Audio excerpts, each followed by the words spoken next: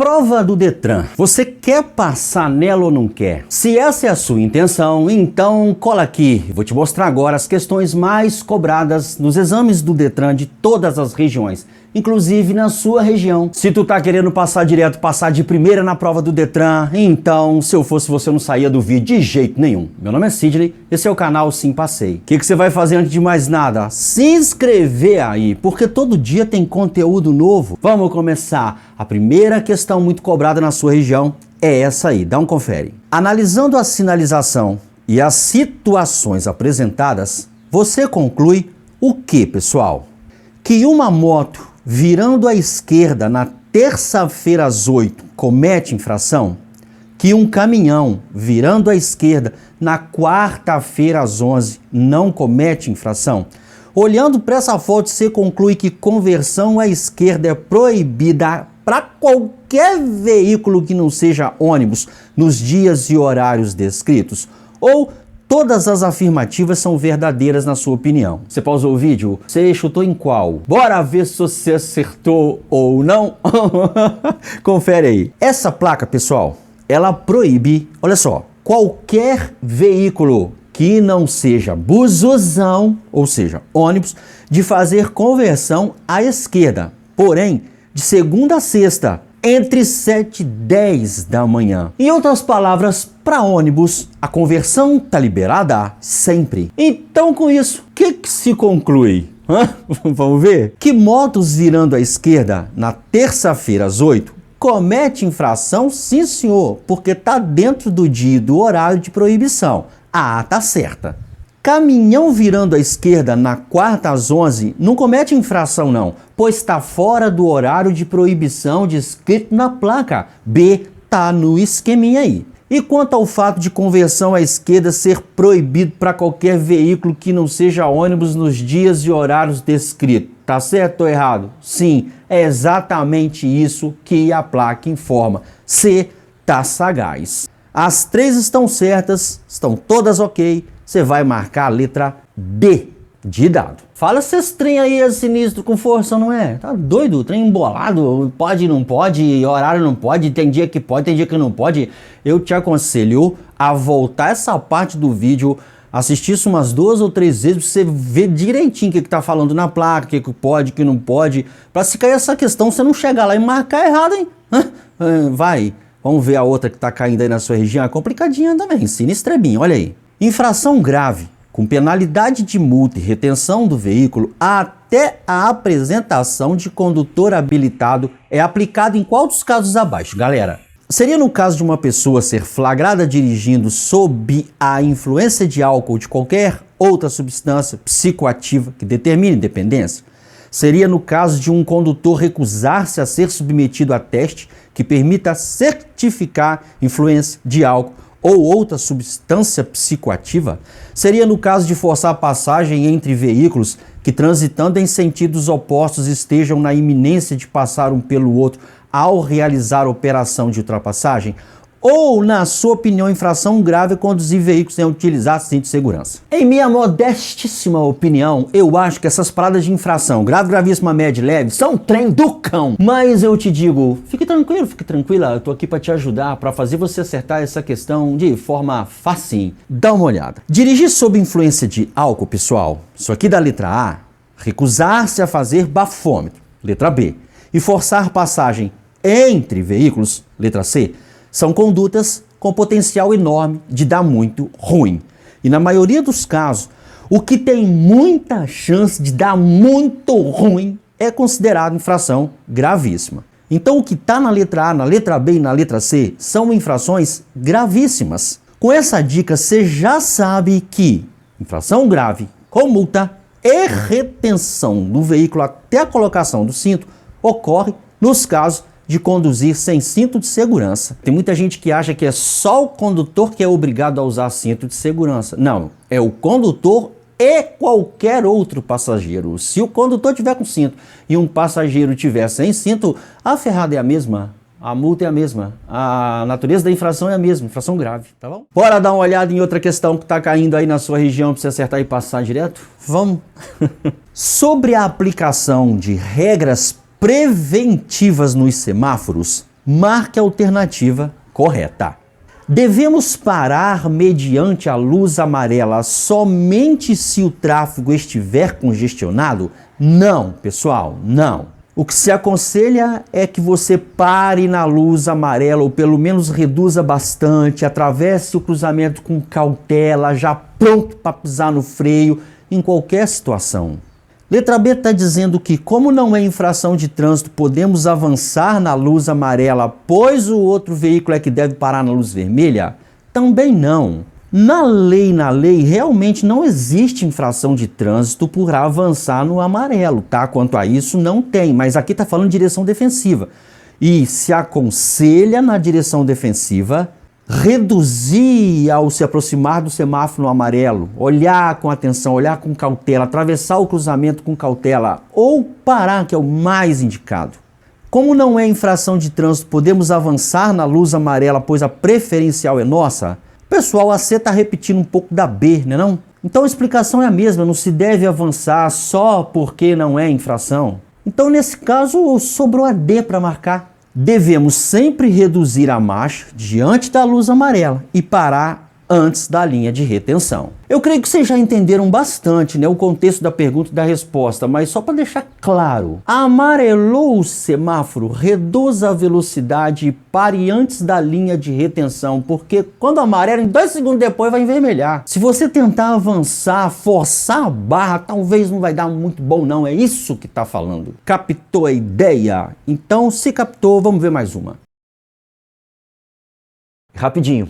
Antes de eu te mostrar a próxima questão de sinalização que está caindo muito nas provas. Caso você esteja com dificuldade para passar ou está com medo da prova que está chegando, fica com medo não. Se você quiser, eu tenho como te ajudar. Eu tenho um material que está aprovando mais de 90% das pessoas. Meu material só tem as questões que caem em provas, já corrigidas, explicadas com dicas e macetes. Tem resumos do conteúdo para você não ficar aprendendo blá blá blá. Você só aprende o que cai nas provas com o meu material. Caso você queira realmente passar, entre em contato comigo. Meu telefone está aqui na tela. Me chama lá no Zap, vamos trocar uma ideia, te explico tudo sobre o meu material. Você vai comprar e vai passar. Com o meu material você aprende, comigo você passa, tá joia? Isso aqui é uma pergunta de mecânica básica, muita gente detesta. Em que ícone dos veículos podemos monitorar a distância percorrida no trajeto? Seria no velocímetro? Ô pessoal, não, porque velocímetro marca velocidade, não distância. Então essa letra A não pode ser marcada não. Nós monitoramos a distância percorrida no trajeto pelo amperímetro? Não, pessoal. O amperímetro é o ícone que monitora a carga da bateria, o funcionamento do alternador. Se isso não tem nada a ver com distância percorrida, então você não vai marcar B não, por favor. Então, é com contagiros que monitoramos a distância percorrida pelo veículo? Também não. Contagiros ou tacômetro conta os giros por minuto do motor. Então, o que mede e informa a distância percorrida pelo veículo num trajeto é o odômetro, letra C. Tu curte primeiros socorros? Curte questões de primeiros socorros? Saberia ajudar se você chegasse num acidente e tivesse que intervir? Vamos ver se você está preparado ou preparada para um eventual primeiros socorros? Vamos ver. Em se tratando de primeiros socorros, que alternativa apresenta informação errada? Exceto os de menor gravidade, todos os ferimentos requerem sempre pronta atenção médica? Sim, correto. Queimaduras são lesões produzidas por agentes térmicos, pessoal, como fogo, por exemplo? Sim. Queimaduras são produzidas por produtos químicos como ácidos? Sim. E queimaduras são produzidas por eletricidade, como um choquinho básico? Sim, B tá certo. Letra C está dizendo que conter hemorragia faz parte de um atendimento primário? Sim, faz.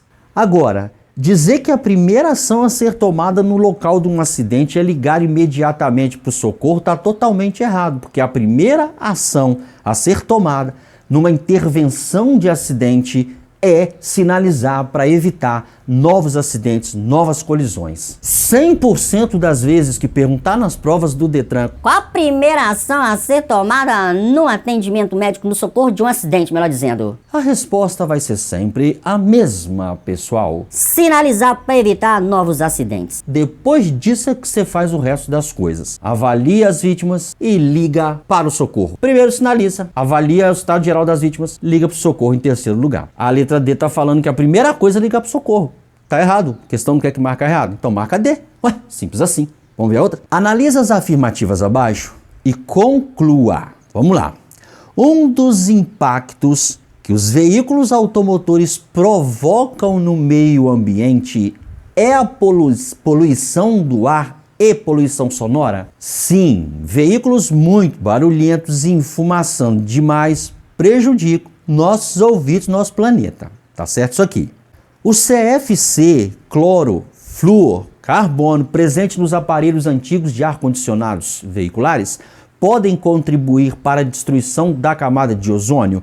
Dizem que sim, tá? Dizem que sim. Então vamos considerar isso aqui como certo. Veículos movidos a óleo diesel são os menos poluentes, pois liberam pouca quantidade de substâncias tóxicas na atmosfera. O que vocês acham disso aqui? Tomara que vocês acham mentira, porque veículos movidos a diesel estão entre os mais poluentes de toda a galáxia. São prejudiciais. O óleo diesel libera fumaça preta, fuligem, óxido de nitrogênio, enxofre, um monte de bagaceira, galera. Então os itens 1 e 2 estão corretos. Agora o 3 tá erradão, tá erradex, mentirão básico, mentirão brabo mesmo, tá? Você vai marcar a letra A para acertar esse negócio. Observe os veículos destacados em vermelho que chegam em uma interseção em círculo, na qual há outros veículos trafegando. Segundo as normas de circulação e conduta, de quem é a preferência? A opção A fala que a preferência é dos veículos que estão na estrada. A opção B já fala outra coisa, que a preferência é dos veículos que estão na via preferencial. Não tem a opção C? Está falando que a preferência é dos veículos que estão circulando na rotatória. E a opção de resposta D diz que a preferência é dos veículos que estão à direita desse cruzamento em círculo aí. Fala se essa questãozinha não é sinistra, mas calma, eu vou te ensinar uma forma simples de você acertar sem fazer esforço. A letra A diz que a preferência é de quem está na estrada. Mas olha só, pessoal, cuidado, isso aqui é pegadinha, porque não tem nenhuma estrada nessa foto. Porque a estrada é uma via sem calçamento e todas as vias dessa foto são asfaltadas. Eu tenho certeza que vocês notaram isso. Não tem a letra B de bola? Diz que a preferência é de quem está na preferencial. Só que tem um detalhezinho importante. Não existe via preferencial no CTB, até onde eu sei, a não ser que isso mudou ontem. Não tem via preferencial, pessoal. Tem via de trânsito rápido, via arterial, via coletora, via local, rodovia, estradas, mas não tem via preferencial. Não tem. A opção de resposta D diz que a preferência é de quem está à direita. Porém, essa regra só se aplica num cruzamento não sinalizado e nunca onde tem trilho, rodovia e rotatória. Se aqui tem uma rotatória, não se aplica essa tal dessa regra da direita. Se tem rotatória, como na foto, a preferência é de quem está na rotatória. Qual que você vai marcar para acertar na moralzinha? Letra C. E se eu te ensinar uma coisa que vai cair na sua prova com certeza absoluta, você promete fazer aquela inscrição no canal que você ainda não fez? Promete? Olha só, nas provas pergunta, por ordem de prevalecência, qual é a preferência dos veículos nas vias? Você vai anotar o seguinte, ou memorizar o seguinte. Primeiro, os veículos que circulam sobre trilho. Segundo lugar, vem os veículos que estão circulando numa rodovia. Em terceiro lugar, os veículos que estão circulando ou transitando por uma rotatória. Em quarto lugar, que vem a regra da direita, quando não tem sinalização, não tem rotatória, não tem rodovia e não tem trilho.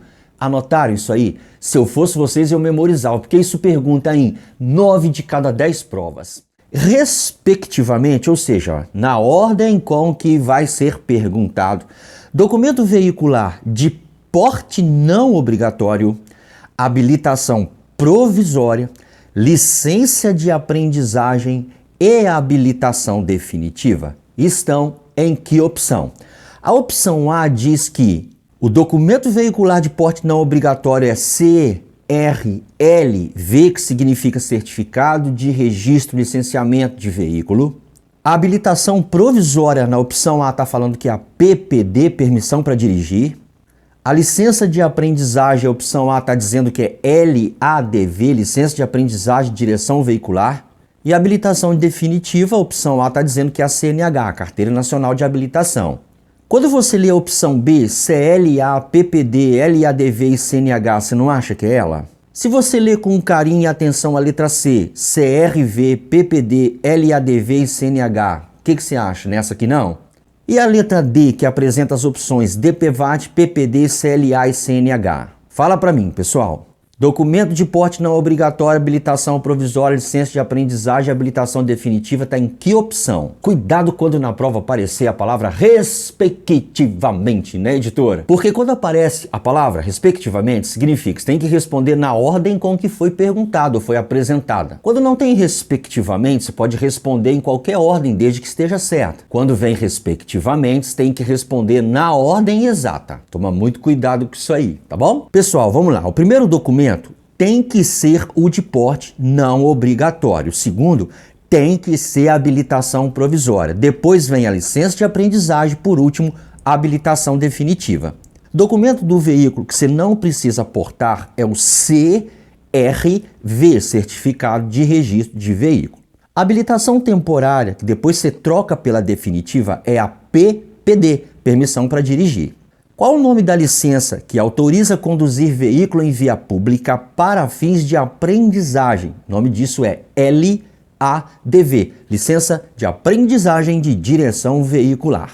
E a habilitação tão sonhada por todos vocês é a definitiva, é a CNH, Carteira Nacional de Habilitação. Em que letra? Isso está nessa sequência, letra C. E só mais uma observaçãozinha importantíssima. Nunca faça treino de carro, treino prático de veículo, antes da prova prática, sem a LADV, Licença de Aprendizagem de Direção Veicular. Se você pedir seu marido, seu pai, sua mãe, sua esposa para te ensinar, dá pepino para ti. Dá pepino pro dono do veículo. Pro dono do veículo, o pepininho é um pouco mais sinistro, porque além dele ou dela receber uma multa porque está cometendo uma infração, responde também por crime de trânsito. Sentiu como é que o trem ficou esquisito? E com relação a PPD, Permissão para Dirigir, a provisória, que você vai transitar com ela durante 12 meses antes da CNH, se liga aqui, no período probatório, você não pode cometer uma infração gravíssima. Por exemplo, dirigir sob influência de álcool. Você não pode nem sonhar no seu pior pesadelo cometer uma infração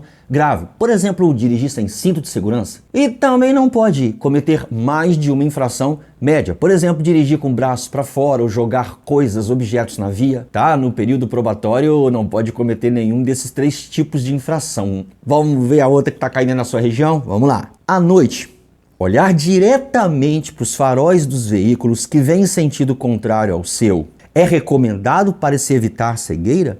Pode causar ofuscamento? É obrigatório, pois auxilia na visibilidade do trajeto? Ou é necessário, pois auxilia na visão periférica? Pessoal, essa é fácil, nem precisa tu pensar muito, gastar neurônio, esquentar seus crânios. E mesmo que você não saiba dar resposta, você consegue eliminar porque tem 3 opções totalmente sem noção, sem sentido. Aí você pergunta, Mas por que essas opções de resposta sem noção, professor? porque elas afirmam que ficar olhando para um farol alto, com um zoião na luz do farol alto, beneficia, auxilia, favorece. E desde quando, galera? Qualquer pessoa sabe que não auxilia nada. Ficar com o zoião focado nos faróis dos veículos que vêm de lá para cá, isso pode causar ofuscamento. Principalmente se o farol do doidão estiver alto.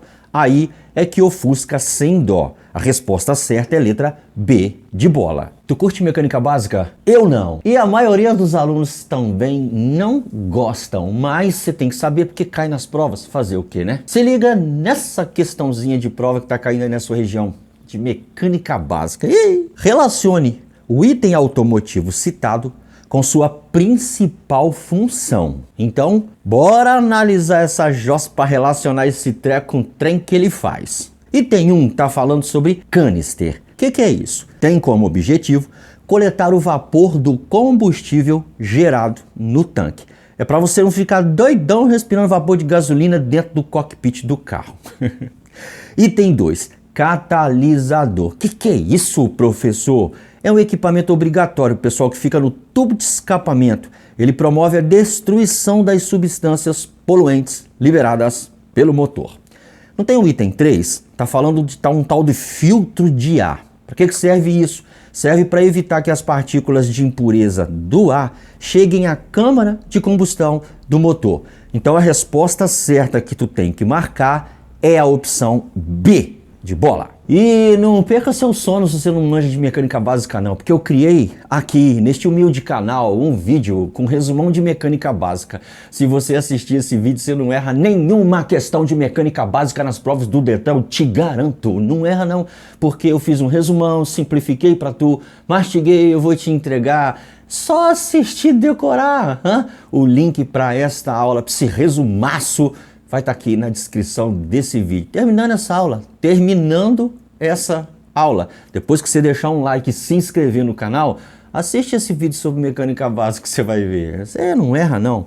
Vamos ver mais uma que está caindo aí na sua região? Vamos? Perguntinha básica de primeiros socorros. Qual das opções abaixo contém informação verdadeira? Seria a letra A.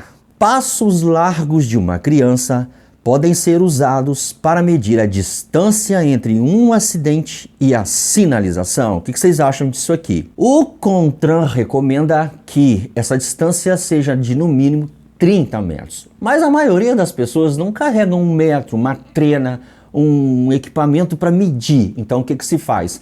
Usa-se como referência passos largos de um adulto. Aí tá falando que é passo largo de criança. Então isso tá errado. Você vai marcar a opção A se ela tá errada? Não vai, né? A opção B, será que ela é verdadeira? Avaliar a quantidade de vítimas e o tipo de ferimentos é denominado avaliação primária. O que vocês acham disso aqui? Se tu partir do princípio que a avaliação primária é o que você vê primeiro, concorda que tem que ser visto primeiro aquilo que é muito mais crítico, mais sinistro, aquilo que leva realmente a óbito. Aquilo que leva com certeza a óbito é pulsação, respiração e hemorragias. A B tá falando de quantidade de vítimas. Não tá sendo muito honesta essa opção B não, concorda? Avaliar a quantidade de vítimas faz parte de uma avaliação secundária. Você faz depois que você vê coisas mais críticas. Vai marcar B? Tá errada. Você vai? Sério mesmo? Será que essa informação da letra D de dado tá certa? Fratura é ruptura total ou parcial de tecidos moles, tais como os ossos. Que isso? Tá doido? Fratura é sim uma ruptura total ou parcial dos ossos, mas os ossos não são tecidos moles. Tecidos moles seriam tendões, fibras musculares, pele. Então, se eliminamos 3, eu acredito que só sobrou uma, a opção C de casa. Certíssimo. Alteração nos tamanhos das pupilas são sintomas de fraturas no crânio. Isso aqui tá certo, é a única certa que você vai marcar. A próxima questãozinha agora é de meio ambiente e cidadania. E aí você já garante um pontinho, porque meio ambiente e cidadania é uma disciplina relativamente fácil. É só prestar um pouquinho de atenção que você não erra não. Agir com cortesia e solidariedade no trânsito significa o quê? Preocupar-se com os condutores, letra D de dado? Não. Fazer novos amigos? Não. Pedir desculpas sempre que estiver errado? Não. Na minha modesta opinião, agir com cortesia e solidariedade no trânsito significa exercer cidadania. Eu, se fosse vocês, marcaria a letra A. E você tá vendo esse vídeo aqui? Separei questões que estão caindo aí na sua região, para você acertar, passar de primeira, passar direto com 30 ou com 40. Clica aqui, tô te esperando nessa aula para nós passarmos direto. Vamos lá.